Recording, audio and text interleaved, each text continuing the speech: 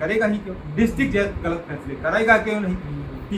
तीसरा चीज है, भारतीय संविधान में ये बनाया हुआ है अनुच्छेद 50 है, कार्यपालिका को जुडिशियल पावर नहीं दिए जाएंगे, कार्यपालिका और न्यायपालिका अलग अलग रहेंगे। तो हमारी कार्यपालिका जो राजस्व न्यायालय है, बैंकों के न्यायालय हैं, विद्युत विभाग के अधिकारी हैं, सोसाइटियों के अधिकारी हैं, वही अपराधी है, वही न्यायाधीश है। और फिर पनिशमेंट करने के लिए आते हैं कहाँ, वो वहाँ सिविल बार है।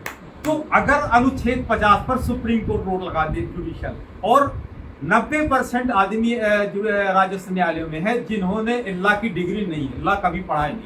ठीक है। तहसील कानून वो से बन जाता है, आ गया और वहां से बन के चला जाता है तहसीलदार, तहसीलदार से deputy collector, collector chief secretary बन के चला जाता है, लॉ की डिग्री नहीं पढ़ी। तो मुकदमे का एक विवाद का कारण ये भी है, जाति धर्म संप्रदाय के आधार पर हमारी पूरी व्यवस्था चल रही है। अगर योग्यता के आधार पर इसको हम चला दें तो अच्छे लोग हमारे पास आएंगे, अच्छे डिस्कस आएंगे, अच्छे वातावरण आएंगे।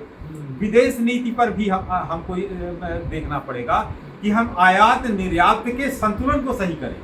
अपने देश की प्रतिभाएं जो हमारी पलायन हो रही है विदेशों में, उनको यही रोजगार का अवसर दें।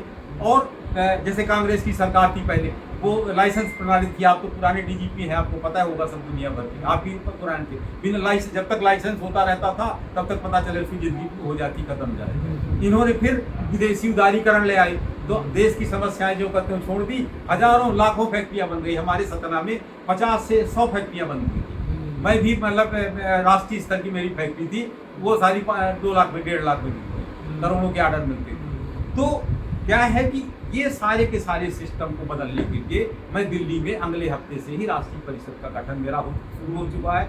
भारत के 540 उसमें जो सांसद है, उसी तरह मेरे संविधान में लिखा है कि हर संसदीय क्षेत्र से मैं एक आदमी लाऊंगा। प्रदेशों में भी लिखा हुआ है, तो मध्य प्रदेश से तो हमारी विधान मतलब प्रदेश परिषद शुरू हो गई। ये मेरी कहानी है, 20,000 करोड़ यहाँ से लेकर चल रहा है और मैं चल चुका हूँ, चला हुआ हूँ।